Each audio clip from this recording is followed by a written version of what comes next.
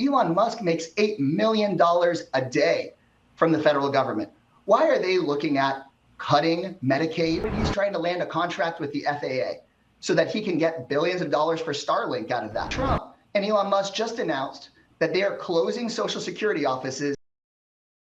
We've got the head of the Congressional Progressive Caucus, Greg Casar, making his Fox News debut and putting on a show when he did, as he shuts down their attempts to lie and do misinformation, the usual news on Fox News, right? So be sure to like this video. It's free to do so. It helps the channel out a ton, and I would really appreciate it. And other than that, let's get into the Fox News takedown. You should be paying taxes to improve your life, not to make some billionaire buy their 10th jet. To be fair, I don't think many of your Republican colleagues have any interest in touching Social Security, but I want to keep moving on here. Your colleague Ro Khanna. But to be fair, President Trump and Elon Musk just announced that they are closing Social Security offices and going to ask seniors and people with disabilities to go check in person at Social Security offices that they've closed. And in rural areas or really suburban areas, that may be really hard to do. And then they'll call those Social Security recipients, quote, fraudsters, and cut off their benefits. That's what they've announced. And Commerce Secretary, who's a billionaire himself, just said on television, oh, if my grandma misses a Social Security check, I think he said my mother-in-law misses a Social Security check, she won't complain. Well, but you're on the DOGE subcommittee, though, right? That's a wonderful counter. One major issue is that Trump is expanding the power of the executive in a way that we haven't seen before, mainly with reducing the power of different federal agencies, right? Reducing their workforce, slashing their budget, even overstepping congressionally appropriated funds to do so at times. So when we see Social Security field offices closing, them announcing a 10% workforce reduction at the behest of DOGE, threatening to close the phone service that over 40% of the senior recipients rely on, it's pretty clear that Trump and Musk's plan here is to render it as inefficient as possible. The same thing they're doing to the Department of Education, except they're admitting it's dismantling that over there. Musk essentially has the reins of Trump's budget planning, and we've heard him admit publicly that he wants to cut entitlement spending and that he thinks Social Security is a Ponzi scheme. They aren't hiding it, and they aren't giving people receiving these benefits much confidence that they're not going to slash them. We should be having the conversation about how is it that Elon Musk, who makes $8 million a day from federal contracts, as you just said, why is he looking for even more contracts? It was just reported he's trying to land a contract with the FAA so that he can get billions of dollars for Starlink out of that. He was trying to land a huge contract with the State Department until he got caught by the press.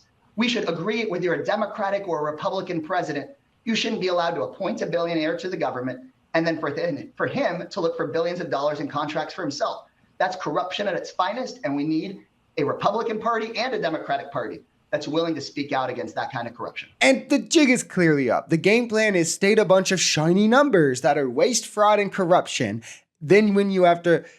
And the jig is clearly up. The game plan is state a bunch of shiny big numbers that are the waste, fraud, and corruption you are diligently cutting. And then when you have to revise them down by billions of dollars later, just don't say anything. And, MAGA will still largely say that you found this fraud. Meanwhile, you also only target agencies you want to privatize, like the FAA, with Elon trying to get a Starlink contract in its place. And you ignore the agencies that are paying Elon to the tune of $8 million a day already, because instead what we need to do is focus on your grandpa's $65 a day from Social Security, or your grandma's Medicaid that funded your birth, or your mom's Medicaid that funded your birth. It's corruption at its finest. It's the wealthy elite putting the boot down on the working man. It's literally stealing candy from the poor baby to give to the billionaire dad. It's something as the left we shouldn't stand for. Elon Musk makes $8 million a day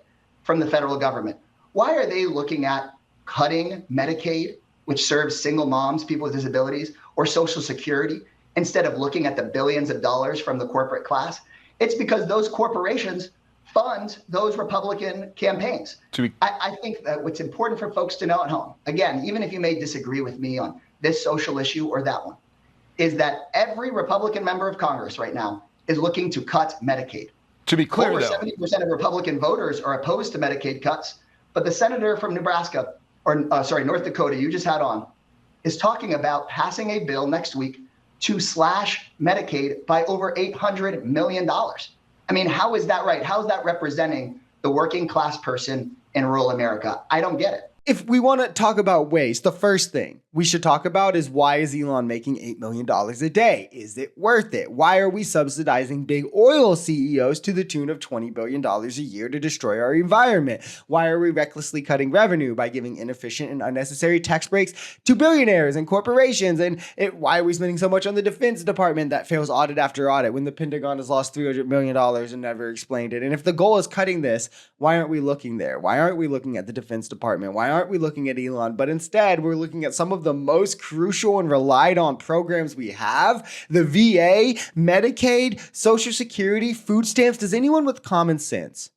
think that if we want to cut waste, fraud, and abuse, that we start here and not in the place that fails audit after audit, not with the guy making $8 million a day? Like, maybe that's a bit outrageous. Like, not with the $20 billion in oil subsidies. Like, why is the government even doing that? Like, so obviously you start these places. When you're starting with entitlements and the guy doing it is saying, yeah, these are Ponzi schemes and we should cut them and people shouldn't rely on them. And then the Commerce Secretary is like, well, if you complain when you lose them, that means you're doing fraud. Like, it's so obvious what they're setting up to do.